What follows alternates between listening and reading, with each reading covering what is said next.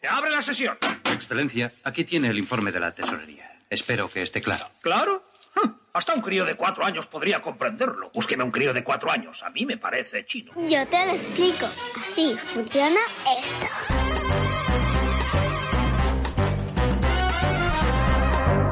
¿Ana Comellas? Ana. Juanra, Lucas, estoy aquí. No levantes la voz. Es que no veo nada. Está todo oscuro. ¿Dónde estamos? Es que hoy estamos escondidos. Estamos escondidos para que quien tú ya sabes no nos encuentre. ¿Quién? Voldemort. Al final nos pillan, Juanra. No, Hacienda. ¿No ves que íbamos a hablar de economía sumergida? Es esa parte de la economía en la que ninguna de las operaciones que se realizan paga impuestos. Se hacen sin que Hacienda se entere. Pero nosotros no vamos a comprar ni vender nada clandestinamente. Y es obvio un poco. No podemos ir al estudio por lo menos ya hoy. Vale. Era para meternos un poco en el papel del dinero negro. Vamos a blanquearnos entonces, si te lo cuento mejor. Vale, mucho mejor, hombre. No sé si el dinero negro se sentirá así de libre cuando lo blanquean, pero desde luego es un alivio. Bueno, más que el dinero negro serán los tenedores de ese dinero los que sientan el alivio, pero te doy la razón, mucho más cómodo el estudio. Bueno, ya nos has contado que la economía sumergida es la que tiene lugar sin pasar por la agencia tributaria, o sea, por Hacienda. Bien, ¿el dinero negro es el que se mueve en esa economía? No exactamente, Juanra. Digamos que hay dinero negro y dinero negrísimo. Hablamos de economía sumergida cuando uno hace una operación legal como cambiar el suelo de un baño, pero paga en efectivo, sin factura y sin IVA. El dinero es de curso legal, por supuesto, y probablemente blanco, cuando estaba en manos del dueño de la vivienda, que pongamos que lo ha recibido en su nómina. Cambia de color cuando lo recibe el albañil, que no podrá declararlo como ingreso de su negocio o, dependiendo del importe, ingresarlo en su cuenta corriente. La actividad es legal, pero el pago es ilegal, porque no se declara Hacienda y ahí está el delito, no en hacer hora en casa, lógicamente. Si la actividad de la que hablamos es ilegal, como tráfico de droga o armas, lo que hablamos es de mercado negro. Y, lógicamente, el pago también es ilegal, porque los delincuentes no suelen hacer factura. Pues no, imagino que no. Pero estoy pensando en otro mercado no tan oscuro, pero en el que tampoco hay facturas, el de segunda mano. A ver, si yo cambio el sofá y vendo el antiguo a un particular, no es economía sumergida, ¿no? Si pagas el impuesto de transmisiones patrimoniales, no. La compraventa de un artículo de segunda mano está exenta de IVA, porque el que ahora lo está vendiendo ya pagó el IVA en su momento cuando lo compró. Pero no está exenta de todo impuesto. Si tu sofá lo compraste nuevo hace 5 años, yo qué sé, por 1.500 euros y ahora lo vendes por 600, Hacienda entiende que la diferencia de precio no es una pérdida, sino una depreciación del sofá por el uso. Así que no tendrías que declararla. El comprador, sin embargo, sí que tendría que liquidar el impuesto de transmisiones, que suele rondar el 4%, pero depende de cada comunidad y va del 0 al 8% según donde vivas. Sí, pero porque el sofá pasa de un importe o tendría que declarar cualquier cosa que compre, aunque sea de 5 euros. Cualquier cosa. Lo que pasa es que, bueno, mucha gente lo desconoce, aunque el desconocimiento de la norma no exime de su cumplimiento. Sí. Y luego no siempre es fácil, desde luego, para Hacienda rastrear este tipo de operaciones, sobre todo si se realiza de palabra entre dos particulares, porque no hay un registro de propiedades, sofás, de ropa o de libros, como si lo hay de coches, de activos financieros o de inmuebles. Pero la agencia tributaria ya está llegando a acuerdos con plataformas de compraventa online, en principio con el objetivo de evitar 2 fraudes. Uno, que una tienda de productos nuevos no esté vendiendo a través de plataformas de segunda mano sin cobrar el IVA, que es lo que correspondería, y otra, que un particular no se dedique de manera habitual a vender cosas de segunda mano, porque entonces sí que sería su negocio, su actividad empresarial, y debería pues declarar la actividad en Hacienda, darse de alta en autónomos, etcétera. Y si en el caso del sofá lo vendo más caro de lo que lo he comprado, pues tendrías que declarar esa ganancia patrimonial en tu declaración de la renta de ese año. Si no, te metes de lleno en la economía sumergida.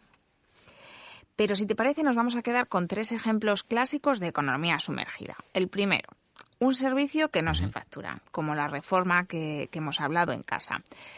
El segundo, un trabajo en el que el empleado cotiza por menos horas de las que hace en realidad.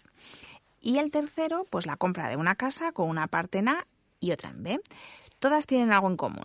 Al menos una de las 2 partes se beneficia a corto plazo y el resto del país se ve perjudicado a medio plazo, como luego veremos. Bueno, pues empezamos con el clásico. ¿Con factura o sin factura? esa tentación de ahorrarte un pellizco en la reforma del baño, Juanma. Pagas religiosamente el IVA de los materiales, no se te ocurre ir al Leroy Merlin a decirles que no te ponen el IVA, pero que te los pongan ya es otro cantar. Imagínate que el servicio, el trabajo de poner los azulejos de un baño, te lo presupuestan en 3.000 euros.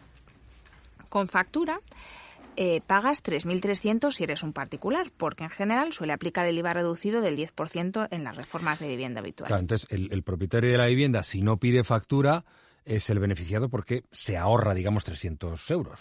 Sí, deja de pagarlos, pero por otra parte tiene un perjuicio, que es que no tiene garantía sobre ese trabajo. No puede reclamar si hay algún problema o si, por ejemplo, hay filtraciones de agua tras la reforma y causa un desperfecto en un vecino o en su propia vivienda. Pero en este caso el albañil también se beneficia, porque al no emitir su factura no consta en ningún sitio que haya ingresado 3.000 euros, así que no tiene que incluirlos en la declaración de la renta como rendimiento de su actividad. Claro, entonces dinero negro no son solo los 300 euros que no se ingresan en Hacienda como IVA y que yo me ahorro, sino los 3.000. Son los 3.000, exactamente, Juanra. La pérdida para el Estado serían los 300 euros del IVA más, pongamos, un 20%, 600 del IRPF del albañil, pero el dinero no declarado en circulación serían los 3.000 euros, que luego veremos cómo circula ese dinero negro. Pero bueno, según esa cuenta, de un servicio de 3.000 euros, Hacienda debería recaudar un total de 900, casi un tercio. No sé, lo mismo es un poco mucho, ¿no? Esa es una de las razones que se dan para operar en B, que los impuestos son muy elevados y bien por necesidad de no poder pagarlos o bien por el interés, hay incentivos para no pagarlos en situaciones que Hacienda no puede controlar. La parte de economía sumergida respecto a la regulada es mayor en países con menor renta per cápita y poco desarrollo fiscal, poco control. Si mi renta es muy baja, intentaré adquirir bienes o servicios en mercados menos regulados y sin factura. Tampoco podré negarme a que me contraten por debajo de un salario mínimo o trabajando más horas que las que consta en mi contrato, si es que lo tengo. Vale, entonces entramos en el segundo ejemplo de economía sumergida. Me pagan por mi trabajo una cantidad mayor que la que pone en mi contrato, pero una parte va en nómina y otra no.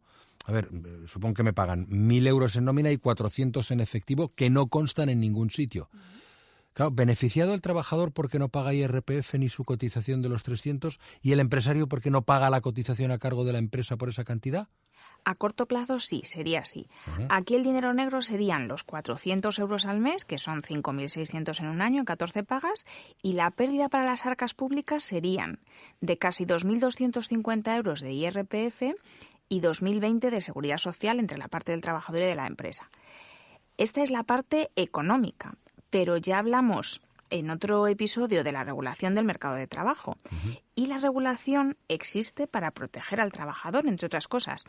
Es cierto que el trabajador se está ahorrando pagar impuestos y cotizaciones de una parte de su salario, pero también si se queda sin trabajo, cuando se jubile o simplemente tenga una baja por enfermedad, la prestación que va a recibir de la Seguridad Social será en función de lo que cotiza, de los 1.000 euros, no de lo que realmente cobra, de los 1.400.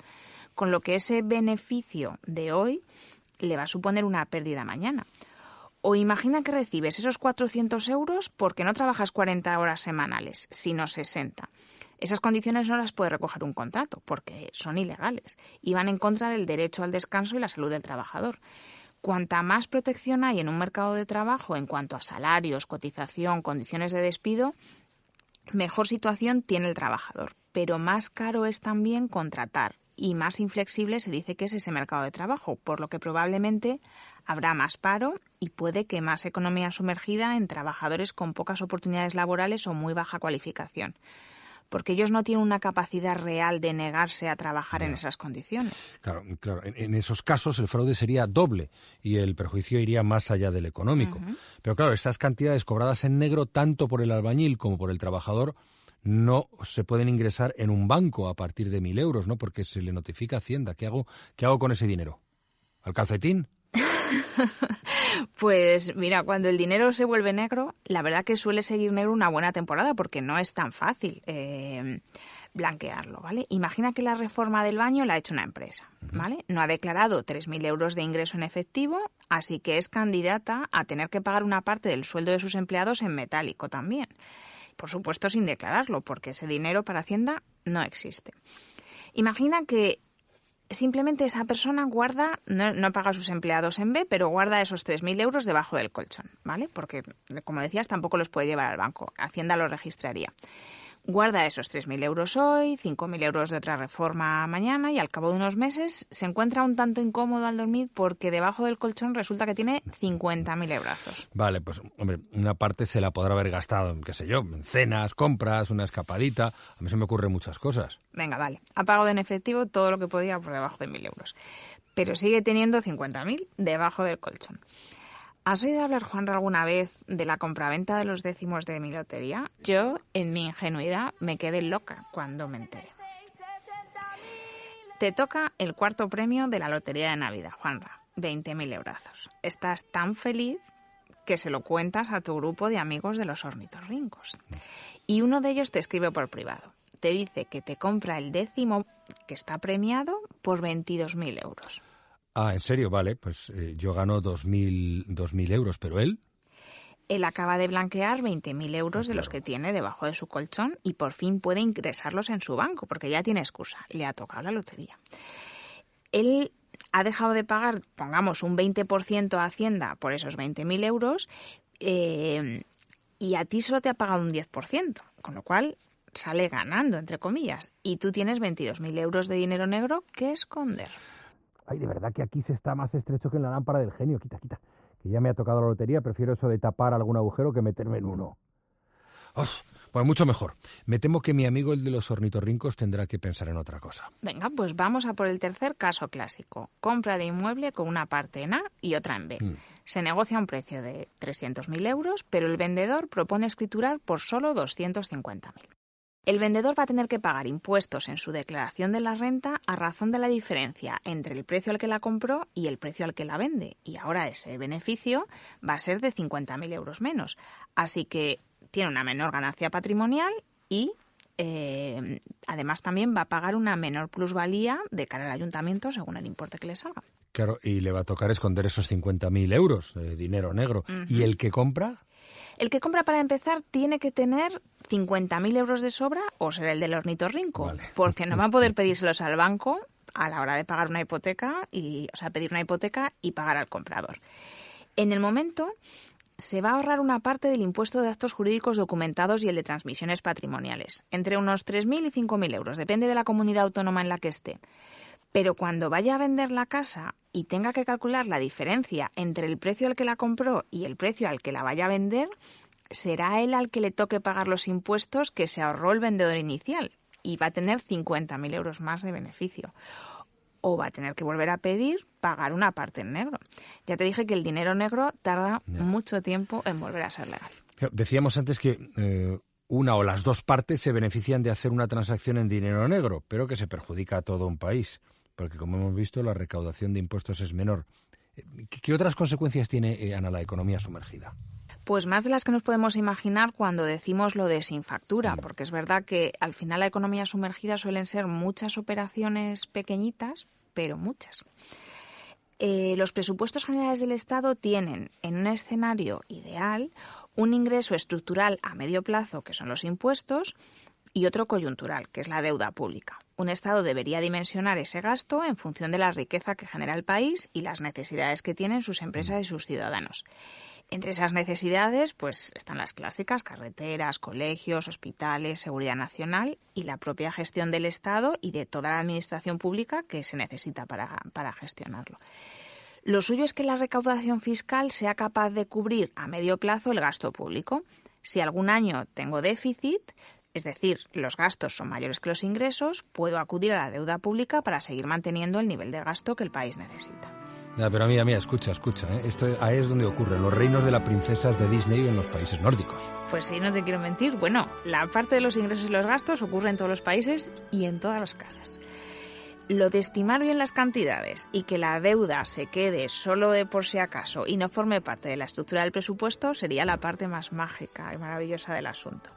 El caso es que si un Estado necesita 1.000 y solo recauda 800 ese año, tiene un déficit de 200 y dos opciones: o sube más los impuestos a los que pagan hoy, o bien emite deuda pública y cuando tenga que devolverla, sube los impuestos a los que paguen mañana.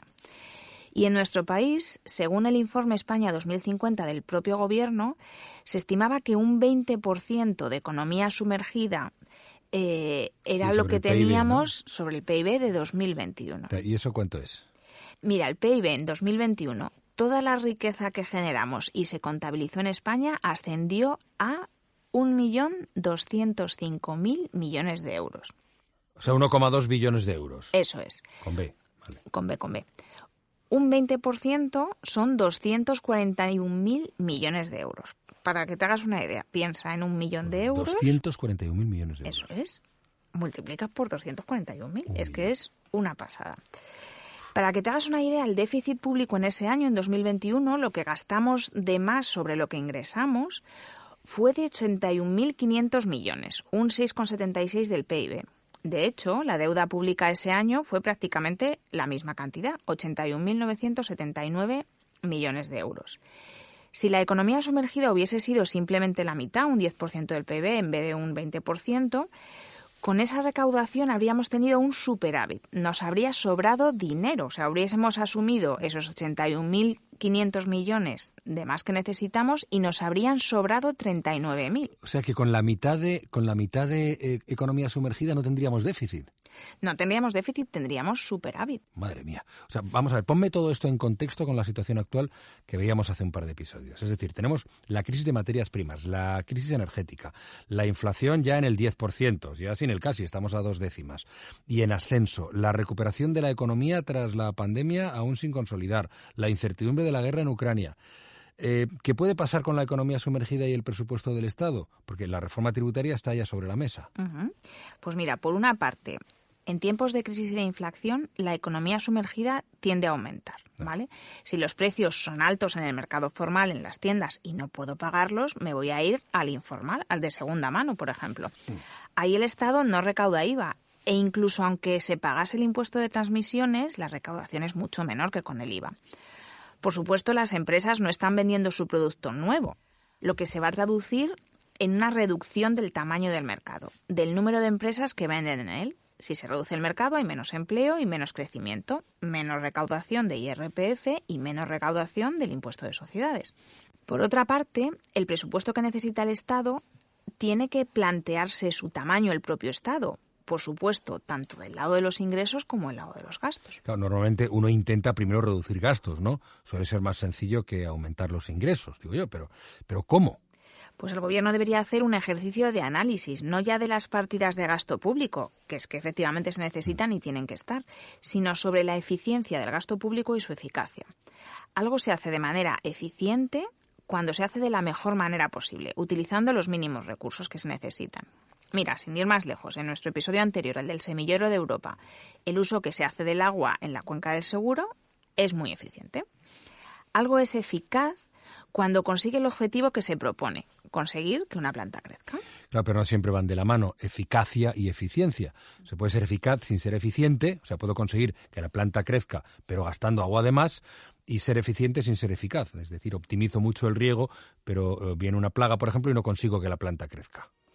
La eficacia y la eficiencia a la vez la consiguen solo las hadas madrinas y las vajillas encantadas de Disney, Juan. Y mira, te voy a poner 2 ejemplos, uno actual y otro pasado, para distinguir un poco entre la eficiencia y la eficacia que hablamos del gasto público. El ejemplo del pasado, en primera persona, el cheque bebé de Zapatero. Con el objetivo de fomentar la natalidad, te pagaban 2.500 euros por nacimiento o adopción de hijo en territorio español si llevabas 2 años residiendo legalmente en España. ¿Se llevó a cabo de manera eficiente? Probablemente, porque la verdad que el trámite era sencillo, las transferencias llegaban al mes de nacer el crío. ¿Fue eficaz? Pues no, Juanma, no aumentó la natalidad, porque el problema realmente era otro. Si ese mismo dinero, y estamos hablando de casi 500.000 de familias en 3 años, a 2.500 euros, se hubiese dedicado a construir escuelas infantiles para favorecer la conciliación o a subvencionar actividades extraescolares para las familias de rentas más bajas, pues seguramente el gasto habría sido más eficaz y se habría podido incrementar la natalidad. Está bastante claro y además estoy de acuerdo contigo. En fin. ¿Y el del presente, Ana? Pues mira, más cercano imposible. Los 20 céntimos de descuento en el precio de la gasolina. ¿Es eficaz? Vamos a suponer que sí, porque baja el precio de la gasolina, que es el objetivo.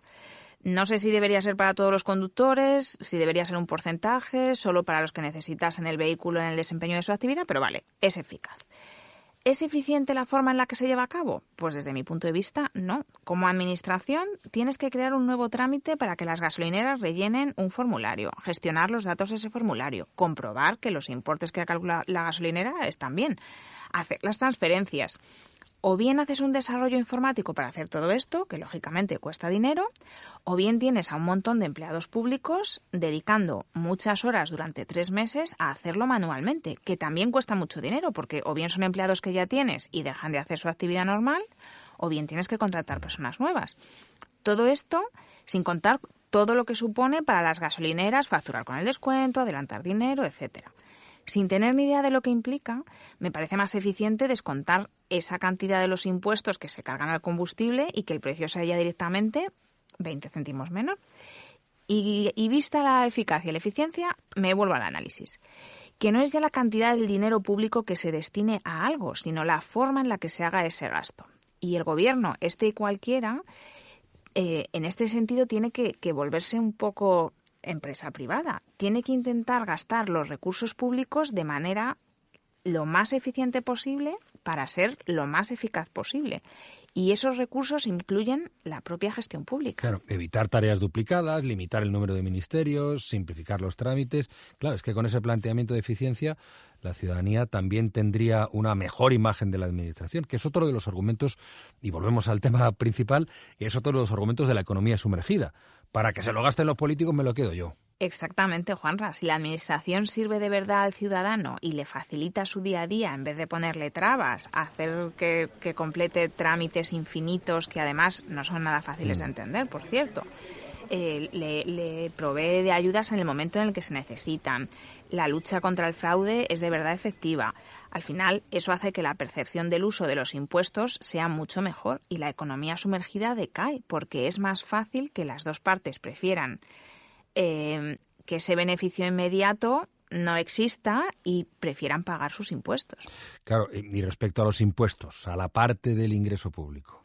Aquí me voy a remitir a un informe del Círculo de Empresarios de marzo de 2022. Se titula Una reforma tributaria que impulse la competitividad. Mira, España tiene una menor presión fiscal que otros países de la Unión Europea. La presión fiscal es cuánto recauda un Estado de lo que genera un país y se mide sumando la recaudación de impuestos y cotizaciones sociales y comparándola con el PIB.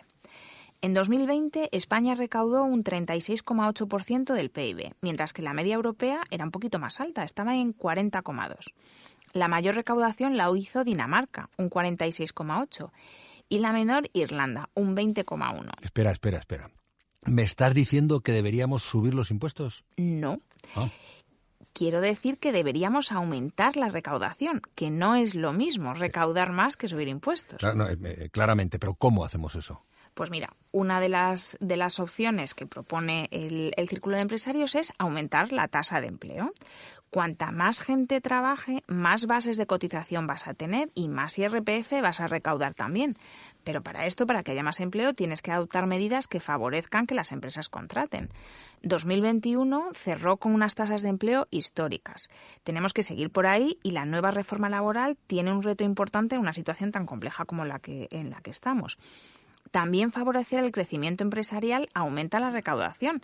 Esa inversión de los fondos Next Generation, crear entornos que favorezcan la innovación y la cooperación entre empresas, de la que hablábamos con Agustín Rodríguez, las iniciativas que permitan a las empresas adaptarse a la situación económica. Si solo buscas recaudar, no estás apoyando el crecimiento ni haciendo a tus empresas competitivas. Al contrario, porque frente a empresas de otros países tienen que pagar más impuestos y eso es un dinero que no están dedicando a la inversión y a impulsar la economía. Ya, y por supuesto luchando contra la economía sumergida. ¿Y cuánto tengo que subir los impuestos para conseguir esos 241.000 millones que veíamos antes? No es solo eso, es que es muy injusto que aumentes la carga fiscal de los que sí están aportando. Claro. Si subes las cotizaciones, las empresas que cumplen con la legalidad en sus contratos son menos competitivas que las empresas que no lo hacen, porque tienen mayores costes en las empresas legales y a la contra es mayor el beneficio de las que son más piratas. Si subes el IVA, además de aumentar los precios al consumidor final y con ello la inflación, que no nos interesa ahora mismo, nuevamente tienen que pagar más los que sí piden factura y más se ahorran los que no la piden. Claro, pues a mí me parece claro que la política, entonces la estrategia no es subir impuestos. Como diría el profesor Rodríguez Brown, nunca sería subir impuestos en casi ningún sentido. Pero no, al final es que en este caso puedes conseguir el efecto contrario, que haya más economía sumergida. ¿Y si, por el contrario, dedicas más recursos a la inspección, aumentas las multas por fraude o evitas que haya operaciones en efectivo? Pues en esa línea va Hacienda. Y la digitalización, la verdad, que le facilita bastante la tarea. Mira, desde 2015 es obligatoria la facturación electrónica con la Administración, un sistema que se llama FACE. Y muchas empresas también utilizan facturación electrónica porque es mucho más eficiente, ahorra costes. Desde noviembre de 2021, las grandes empresas tienen un año para adaptarse y facturar electrónicamente. Y las pymes y los autónomos tienen un poquito más de tiempo, tienen 3. Para Hacienda va a ser mucho más fácil y, por tanto, barato cruzar datos y evitar facturas falsas, por ejemplo. También en la lucha contra el fraude y el dinero en sobres, Hacienda ha limitado el importe máximo de los pagos en efectivo a 10.000 euros entre particulares y a 1.000 si una de las partes es un profesional o una empresa. El caso de la reforma en casa. Esto hemos de decir que no ha gustado mucho al Banco Central Europeo, lo considera muy restrictivo y opina que limita la libertad de los ciudadanos a la hora de elegir el medio con el que prefieren pagar transacciones que al fin y al cabo son legítimas. Y además puede dificultar el pago a sectores de la población que tienen menos acceso a métodos de pago digitales y que pueden ser más vulnerables, como las personas mayores o los inmigrantes. Está bien, de todas formas, tomar medidas para evitar el fraude, lógicamente. Y al final la experiencia demuestra que hay menos accidentes de tráfico cuando hay más controles y más multas, porque no todo el mundo hace las cosas correctas por el hecho de hacerlas bien. Pero en ese mundo ideal de Disney lo que habría que fomentar es la educación y la concienciación social de lo importante que es contribuir al gasto público. Claro, y que este gasto sea eficiente, eficaz, transparente, responsable. Exactamente, Juanra. Pero así funciona esto. Un podcast de Forbes.